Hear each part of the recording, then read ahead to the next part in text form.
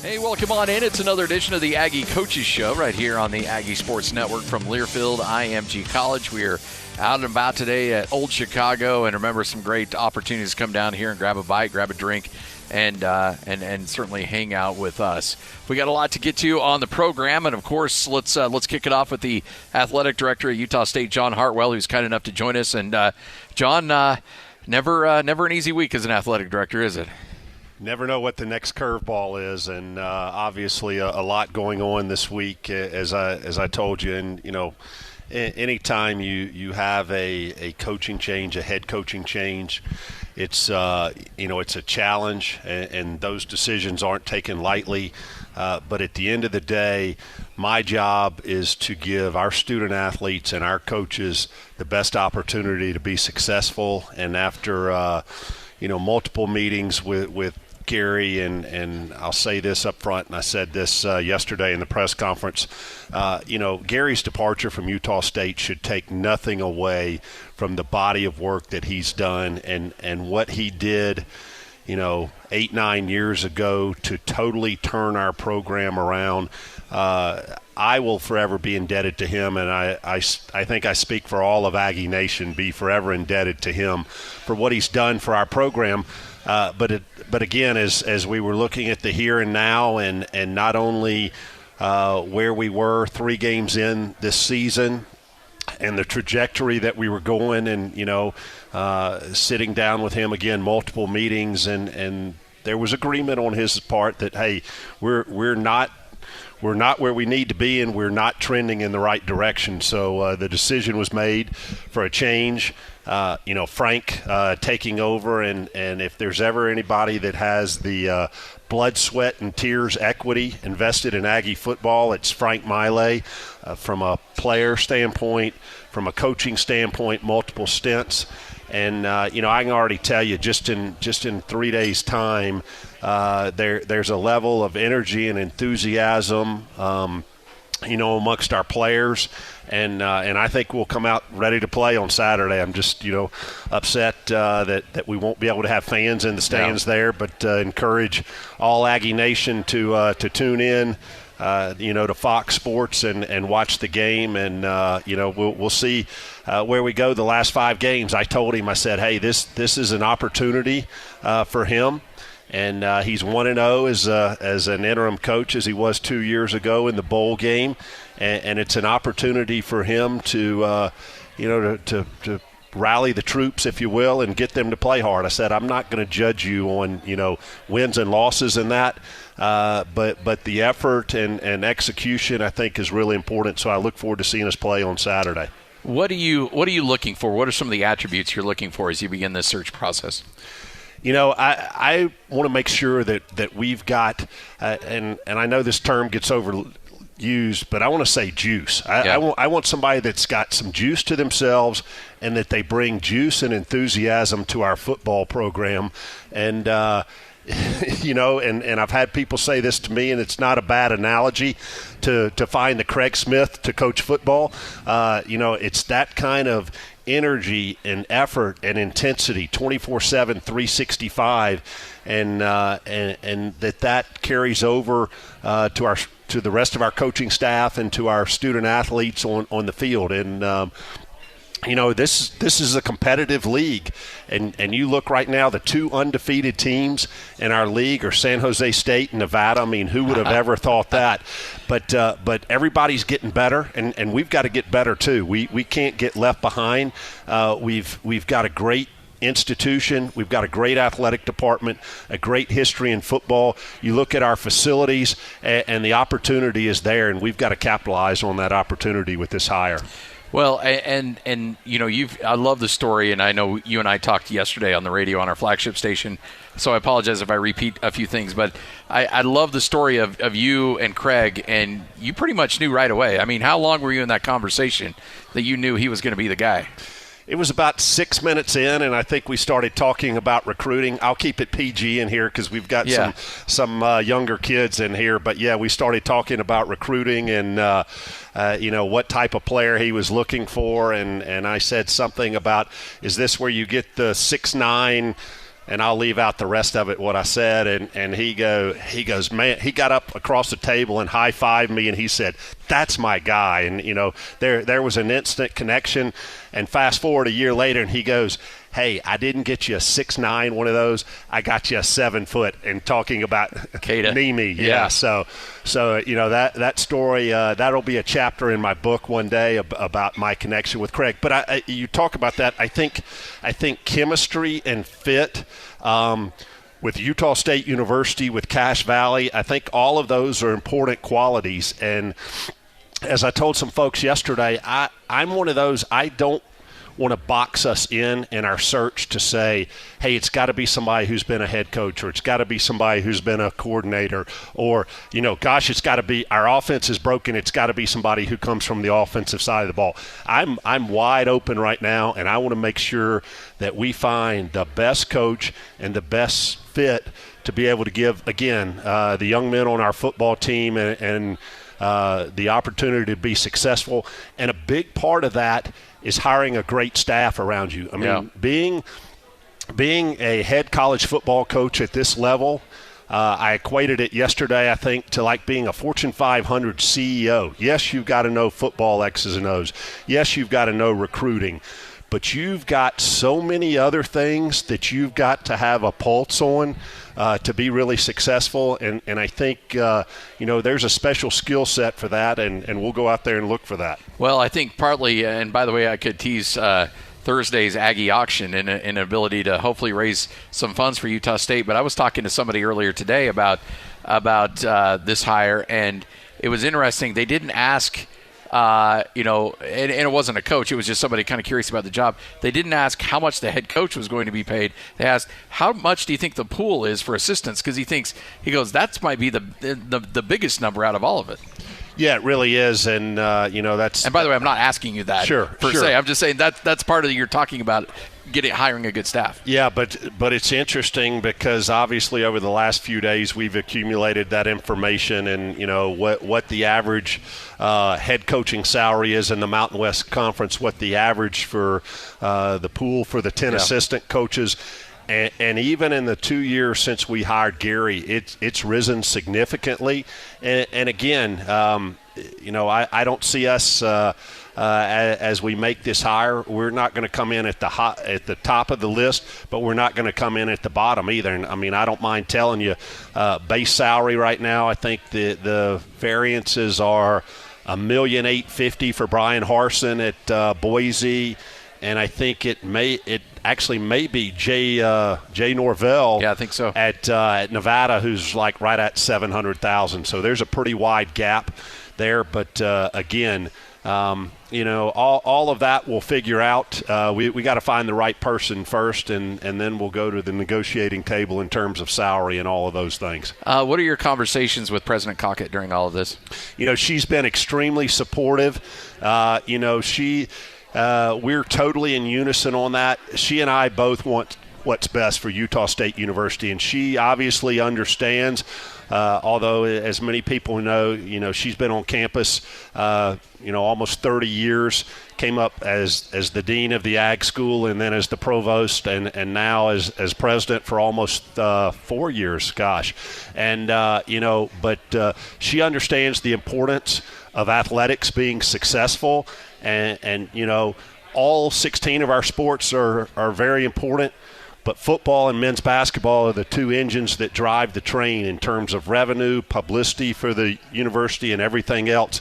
And she's very supportive, and she said, hey, John, let's go get the very best person for this job. So I'm excited about the opportunity. That is the athletic director at Utah State, John Hartwell, right here on the Aggie Sports Network from Learfield IMG College. Coming up next, we'll talk more about transitioning into a new coaching staff here at Utah State, what that timeline might be, and then we may even slip in a couple questions about basketball as well. It's all straight ahead. We're live here at Old Chicago.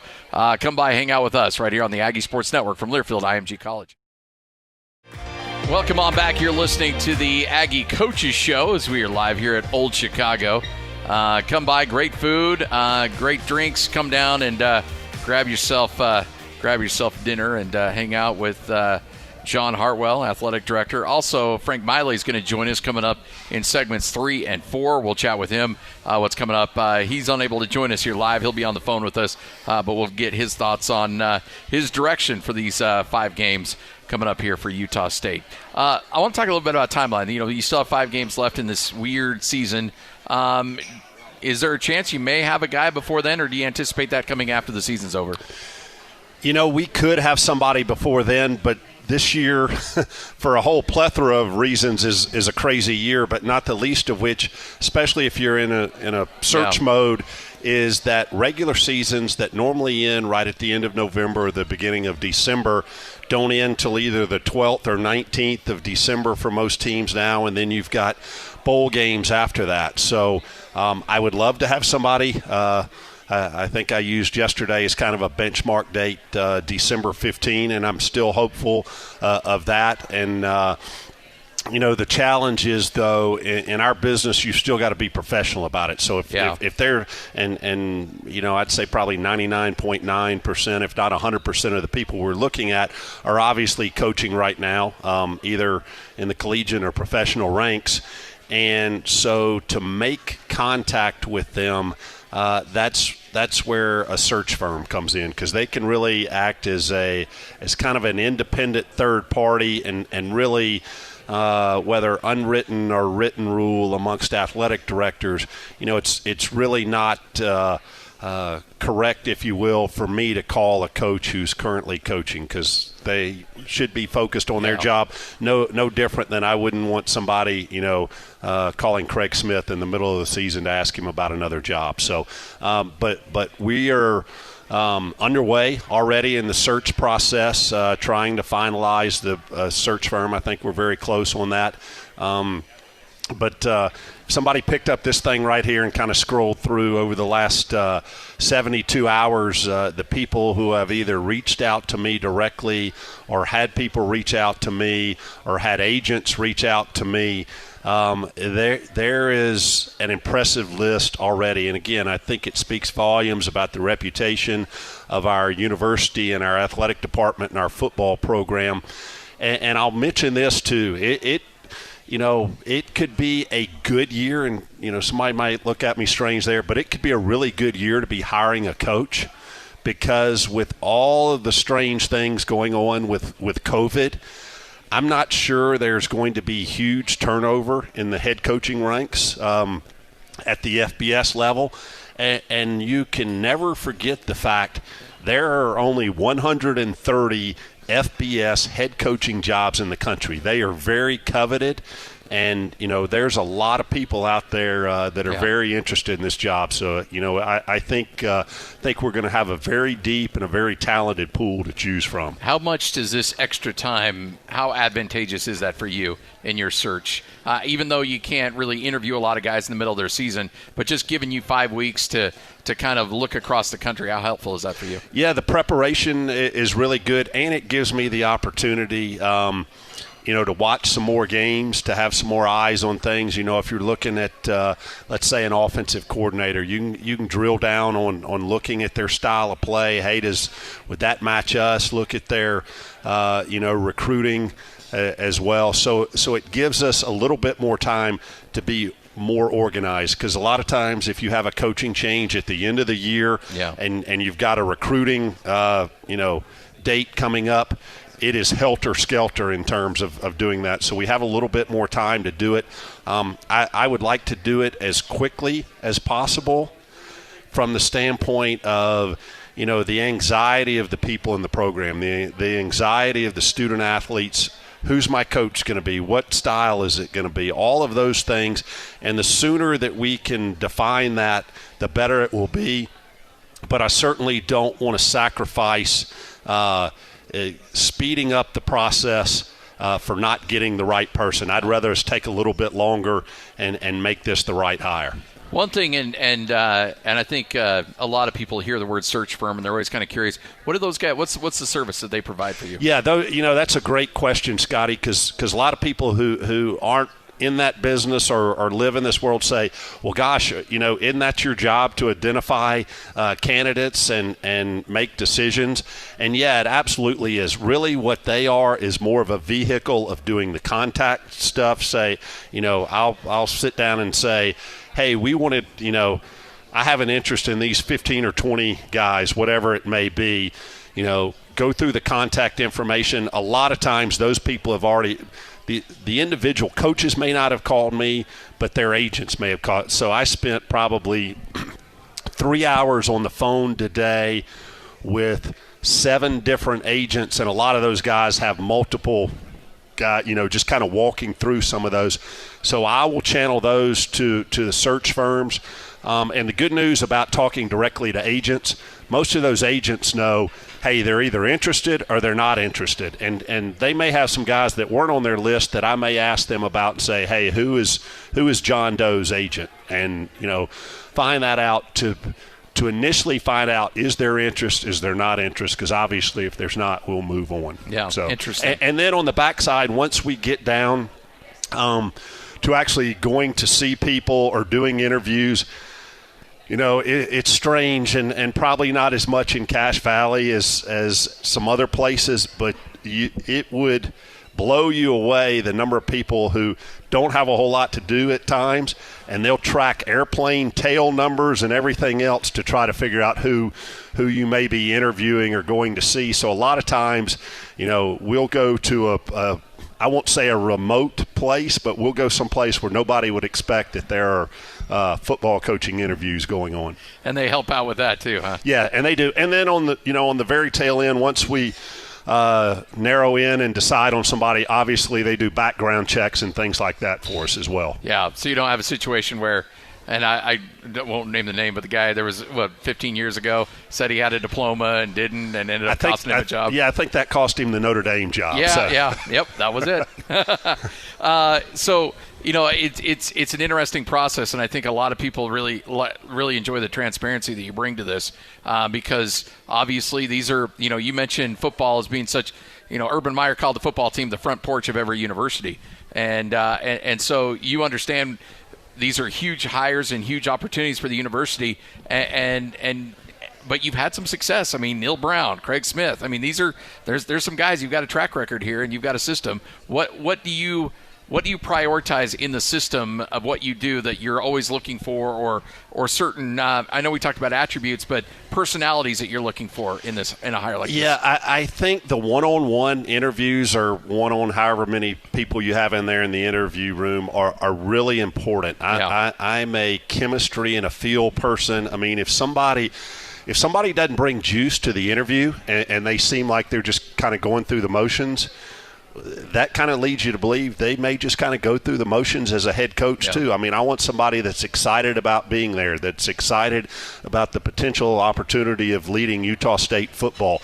I want somebody who's well prepared, who's got a plan. They're not just in there by the seat of their pants and saying, oh yeah, I'm going to recruit 5-star guys and I'm going to bring excitement. Hey, I want to see what your plan is. I mean, I'm one of those guys, and different ADs do it differently. I'm an X's and O's guys. So when I do these interviews, and I did it for basketball and for football, I like a whiteboard being up there. I like them, drawing up, kind of their strategies or their recruiting philosophy and things like that. So I drill down into that. But I also want to know about their personality too. Yeah. And maybe it's because I've been in this business so long, I'm never going to look when somebody, provides a resume and references. I'm never going to look at any of those references because, if you're putting down on a sheet a reference who's going to give you a bad recommendation, nobody's going to give them a bad recommendation. Yeah. But again, I've been enough places, been in the business long enough, I can get the real skinny on most people. So I'll do some background checks with kind of my inner circle of people I trust along those lines too. Let's talk about the announcement earlier in the week. And, of course, the governor on Sunday made the announcement of we've got some just incredibly rising COVID cases here in the state of Utah, and it's a huge, huge concern. And then, of course, yesterday, or actually I think earlier today, you announced that there will not be fans in the stands. excuse me, coming up on Saturday.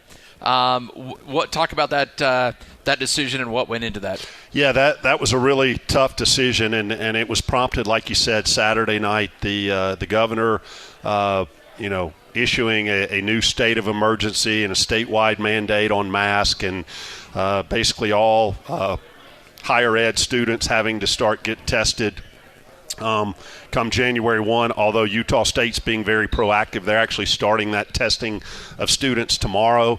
And then the drill down in terms of, who was allowed in venues and basically shut down intramural sports. It did have a carve-out for the high school football championships or playoffs, and then intercollegiate sports too. But as we went through that information and talked to some colleagues as well at other universities, we had, as of yesterday or actually Sunday night, had kind of already thought we were trending in the direction of nothing more than potentially parents of players, which we'd really hoped to have. And then as we drilled down further into it and talked again to the governor's office and weather concerns and everything else, and just finally made the decision that we thought even having those 150 or 250 people in there was not prudent of us, both from a practical standpoint and an appearance standpoint. So determined, and this is the same thing. Actually, our first game of the year at Boise was the same thing, and it's a very weird feeling in a stadium where there's absolutely no fans in there. I mean, you'll have your student athletes and coaches and staff on the sidelines. You'll obviously have the Fox Sports Television crew up in the press box and Doug Hoffman and his crew. But it's almost an eerie feeling, and we'll count on our marketing and promotions folks to pump in the crowd noise. And I asked that from a radio broadcast. If we'll be piping in crowd noise. Yeah, Tyler, what's our number there that we can have set up to 70 decibels of piped in noise? So as he's over there saying he's going to pump up the volume. So hopefully to give the Aggies a home field advantage. So, it'll be a little different. And that's for this game, and the decision for future games will come later, correct? Yeah, so the governor's order goes through November 23rd, which is 2 days before our home game against New Mexico on Thanksgiving afternoon. That's a 5 o'clock kickoff that came out yesterday, for those of you that didn't know. So we're hopeful to be able to go back to our, roughly 5,500 fans for that game. And quite frankly, one of the concerns right now, too, is how far does that bleed into basketball, too, and trying to figure that out. I think I saw just a little while ago where Weber State announced they're not going to have any fans until at least January 1 in basketball, I think. So, again, I'm hopeful that here in the next couple of weeks that everybody masks up, they socially distance, they do what they need to so we can to get the number of infections going back down and trending in a positive direction. Well, I mean, that's such a weapon for you guys, especially in basketball. And I got to imagine you probably have some people lining up saying, "Hey, we'll play you this year in Logan, not next year, but this year maybe." Yeah, it is interesting. A couple of again high-level opponents that we originally had scheduled here, and our basketball schedule. I was telling somebody a little bit earlier. The since last Friday morning, between the COVID deal and what that was going to do to fans, obviously the situation, our football coaching situation, and then basketball scheduling has literally been a ping pong ball going back and forth, and we finally settled in on a conference schedule, or at least the format of it. Hopefully have that schedule by the end of the week, but then now trying to fit in the non-conference games. I think we finally settled on going to South Dakota to play in an event to open the season, which is going to be really exciting. And then, trying to plug in our other game and waiting to find out when that 2-game series, Mountain West series, is going to be pre-Christmas, and then plug in the other dates too. You've never seen a year like this, right? It's this is not in the Athletic Director 101 book. If it was, I missed that. I must have slept through that class. But it's just I don't know how you do it, honestly. I mean, you've never gone this far without. I mean, normally you're playing basketball right now, and now you're playing here in 2 weeks, and you're still kind of mixing and matching the schedule. I mean, that's ridiculous. I mean, not ridiculous. It's incredible that you have to deal with that. It is, but I've told people this a lot over the last several weeks. The resiliency of our student athletes, of our coaches, of our staff, the positivity and the can-do attitude, that's what keeps pushing me through. Because at some point, and we had a head coaches meeting this morning, and I said, I know I said this back in April and was thinking, this was going to be a 2 or 3 month thing, and surely this wasn't going to affect the fall. And now that we're 9 months in, at some point we're going to get to the other side of this, and the resiliency and the positivity and the can-do attitude of our Aggie family and Aggie Nation, I have no doubt that's going to persevere. Yeah. Well, we appreciate it. I could keep you here all night. I know you got other obligations, but we can't thank you enough for coming down here and talking about a really critical time in Utah State athletics. And good luck. And if you need my advice on a coach, I'm happy to help you out. Nobody wants that, by the way. You're not offering to coach, Scott? Come on now. Maybe as a coordinator, but I don't know. I'm used to giving the interviews, not being the guy being interviewed. I don't know if I'd Hey, maybe we could flip roles, and maybe I could interview you, and Bam, let's go. I like it. All right, that's John Hartwell, athletic director at Utah State. We'll take a break, come back, and you'll hear from Frank Maile, interim coach at Utah State, right here on the Aggie Sports Network from Learfield IMG College. And welcome on back. You are listening to the Aggie Coaches Show right here on the Aggie Sports Network from Learfield IMG College. Joining us now on the phone as he makes his preparations now for Fresno State, which will be rolling in here on Saturday to Maverick Stadium. He is the interim head coach at Utah State, Frank Maile. Coach, how are you? I'm doing good. How you doing? Doing well.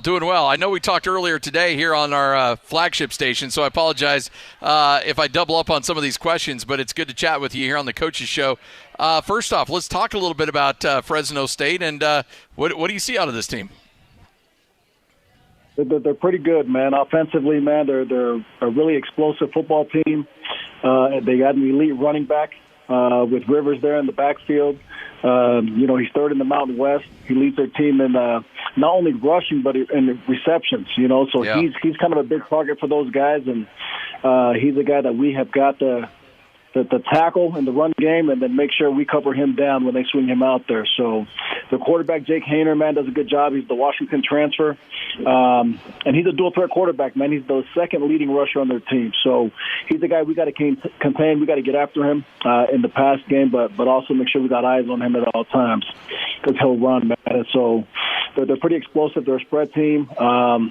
They've had some injuries at the tight end position. They've had 4 they've rotated through there, but I think they're down to 2 of them, 2 of the 4. So that'll be interesting to see where they go with some of that personnelling that they use. And then they have 3 really good receivers. Their skill players are really good with number 1, number 5, and number 11. One thing I wanted to talk about in regards, and I want to zero in on that quarterback and the running back, but let's talk about Ronnie Rivers. He's got 12 catches, 176 yards, and a couple scores. Did they swing him out of the backfield, or are they use him in the screen game? How are they using him primarily in that passing attack? He's kind of a check down guy for them. So if he doesn't see what he likes, he's always looking for his running back, and he's going to get him the football. So not a big screen team to him. To tell you the truth, but they get him out of the backfield and they get the ball in his hands some way, somehow, and there's a reason why, man. He's an elite running back. Even the backup running backs catching the ball out of the backfield too. Correct. Number 7. Yeah, he does a good job. He's a good running back as well. Hayner, the quarterback, you mentioned his running. Is that designed runs with him, or is he scrambling out of the pocket? How is he getting those yards on the ground? Yeah, a lot of it's just scrambling. And that's the hard thing about these dual-threat quarterbacks. When you least expect it, man, if he doesn't see what he likes, he's on the move and he's running. And, sometimes depending on coverage, that's hard. Especially if you're in man coverage, you don't have eyes on him. The rush has got to do a great job containing this guy, and we've got to get him on the ground. Yeah. Do you have to be a little bit more I guess you got to be careful with your pass rush with a guy like that too, because if you're not filling your lane, he could be off to the races pretty quick. Absolutely. Absolutely, man. But, the last thing we want to do is slow our pass rushers down. So we want them to still be aggressive and understand who this guy is. And so all week long, it's been a huge emphasis of pass rushing with vision on the quarterback. They have given up 11 sacks. It doesn't feel like you may have some opportunities to get after him. And I know last week didn't go the way you'd like, but you were still able to get after the quarterback quite a bit. Yeah, man, these guys are working hard right now. They're working hard right now. Their O-line is probably the weakness of their offense. Not saying that they're not good, man. They got some solid players up front. They're two big tackles, do a great job on the edges, man. But I think that's where we have to attack these guys is up front. Looking on the defensive side of the ball, they're giving up 26 points a game, and I wanted to get your thoughts on this a little bit because as an interim coach and the head coach of this team for now, do you look at what they're doing defensively, or do you still kind of focus in on what your normal position group and on the defensive side, or do you try to take a peek on that offensive side? No, man, I've yet to do it, but I plan on glancing over that. I've talked a lot with the offensive guys about who they are and what they're doing defensively, because I'm still coaching the defensive line. So that's kind of a hard position just to give over as far as coaching, because there's a lot that goes into those guys and what they're doing with our movements and the way we attack the line of scrimmage and the progressions. But, defensively, these guys are solid as well, man. They're 4 down front. They're kind of a quarters-based team in the back end. But they'll switch it up, man, with their cover one and bring pressure, and they do a good job, man. They got a lot of returners, man. I think their secondary is probably their strength. Their leading tackler on the defense is their corner number 38, Braylon Lunks. Do you know a lot of, and this isn't just for these teams, but in general, when you're playing teams in the Mountain West Conference, do you pretty much have a good feel for a lot of these guys because you've recruited probably a good chunk of these guys throughout your time at Utah State? Absolutely. Especially some of these California teams that we've tried to go after. We've usually had 4 to 5 coaches recruiting in California, so we kind of understand a little bit the skill sets that we're facing and we're up against simply from recruiting these guys. Yeah. Frank Maile joining us, interim coach at Utah State, right here on the Aggie Sports Network from Learfield IMG College. We talked about this earlier in the day, but I wanted to reiterate it on this show. And because I loved your answer when I mentioned this earlier in the day. When you're talking to a recruit who is looking at a coaching change and is wondering what's going on, whether you're recruiting him or whether he's already committed, what's your message to him? Just to do their research, man. I don't think I have to sell ever Utah State, man. Utah State sells itself, man. And this is a very specific place. It's a blue-collar place that's looking for tough athletes that love to work, have no problem working, and play with a specific mentality. So when we find those kids and they show up here, they feel this is home for them. So it's all about what they feel when they're here and the locker room and the kids that they're around, whether they're here on the recruiting trips, because at the end of the day, they're looking for a place where they can fit in, where they feel it's at home, and they want to be surrounded by guys that are just like them. So for us, getting them on campus is huge. Unfortunately, because of COVID, recruiting has, we've been in a dead period this whole time, and it's kind of been extended to January. So that's a huge obstacle for us of trying to recruit kids, see kids in person, and really getting them here. Once we get these guys on campus, man, it's nearly a sealed deal, man, because they love the feel of this place and what this place has to offer, and really who the DNA of who we are is really those kids that we're looking for.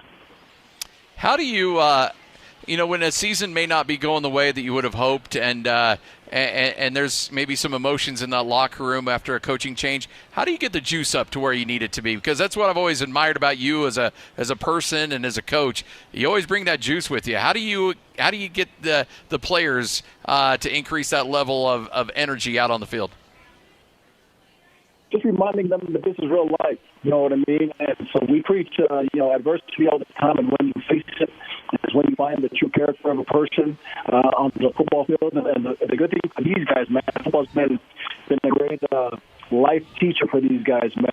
So to see obstacles on the football field and now to see it in life and be able to put it in in a full effect as far as the mentality of how they face this challenge.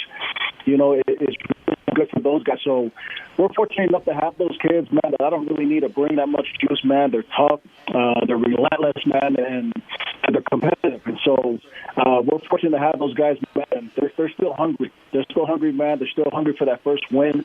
They're still hungry to set out to do what they did at the beginning of the year, and that's win football games. So they've made my job a little easier than it probably should be at this time, just from the way the mentality's been. Coach, we're going to take a quick break, come back, and then get the final segment in with you and get your final thoughts on what to expect out of this Fresno State team when we come back. You're listening to the Aggie Coaches Show from Learfield IMG College. Welcome on back. Final segment of the show. You're listening to the Aggie Coaches Show. Frank Maile, kind enough to join us, interim head coach at Utah State, as Utah State gets set to take on Fresno. Coach, I know you dealt with a little bit at Boise, but last time we were at Maverick, we had 5,000 fans here. Now, no fans. We talked about juice. How difficult is that when there's no fans in the stands to try to generate that energy? Well, that's the trick, man. And the message to these guys, man, is the juice has always been inside of them, and it always will be. And so the passion that they bring to practice every single day, when they walk in the building, when they wake up every single morning, that's the same passion. Nothing's going to change. Obviously we'd love to have fans there, but the juice has always been inside of these guys, and they got to let it loose here on Saturday. And I guess that it sounds like that's the message to these guys. Hey, you create your own opportunities, you create your own energy and your own excitement, and it looks like it could be a little bit of a weather game too. And you probably like that when you play a California school here at home when some bad weather rolls in. Absolutely, absolutely. With the altitude and the snow and the cold, man, it's a good welcoming weather here for the California teams. So it's awesome.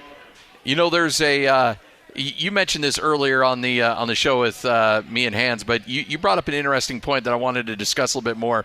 I know you're kind of letting the offensive coaches do their thing, but you're also keeping tabs on positions, and I think you mentioned, look, at this point, everybody's job is being evaluated, and that involves even the quarterbacks as well.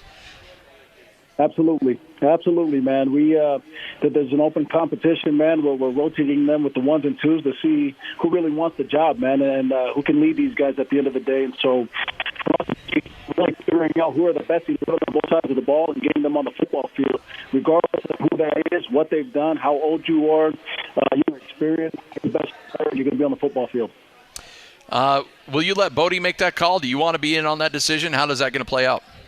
Yeah, man, he's done a great job communicating with me on how progress is done every day, and so him and I sit down and talk about the progress of both of those quarterbacks and what it looks like and how he feels about it and how they've been performing day to day. So it'll be between us, but I'm going to let him, because he has the most experience with both of those guys, and that's his room at the end of the day, and I trust Bodie. And so I'll sit down and talk with him. He'll tell me the details of what it looked like throughout the week, but I'm going to let him make that decision. Frank Maile joining us right here on the Aggie Sports Network from Learfield IMG College.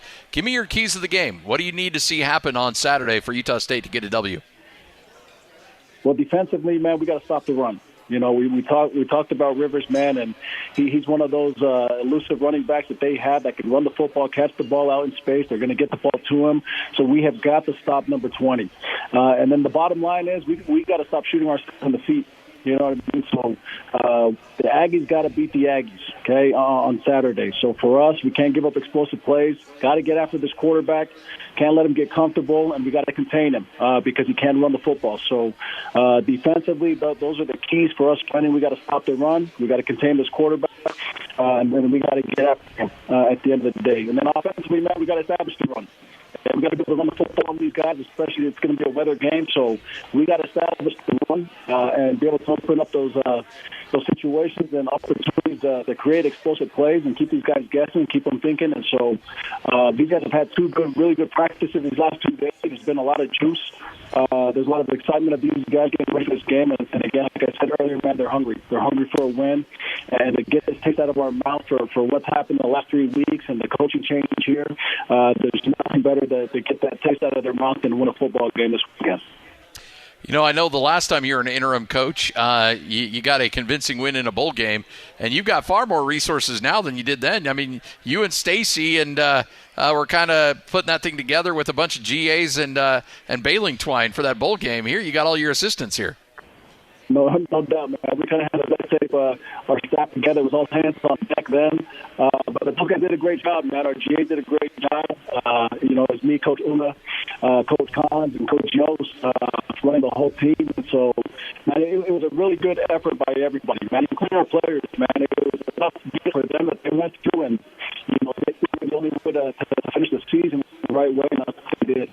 So now that I got more of a staff here, it's been a little bit smoother with guys controlling their own rooms, control position coaches, and so I couldn't have asked for a better situation to be in, surrounded by good people. Well, Coach, we appreciate your time. Looking forward to chatting with you on Saturday. Good luck, and go get that W, all right? Scott, I appreciate you, man. You're the best. Coach Frank Maile right here on the Aggie Sports Network from Learfield IMG College. Remember to join us coming up on Saturday for that game. Myself and Kevin White will have all the action for you on these affiliate stations for Utah State Athletics. Big thanks to John Hartwell for joining us. Also, big thanks to Frank Maile as well. Enjoy the game, and big thanks as always to Old Chicago for letting us hang out here again tonight. Remember, for the best pizza, for the best beverages, it's all right here at Old Chicago. This has been the Aggie Coaches Show from Learfield IMG College.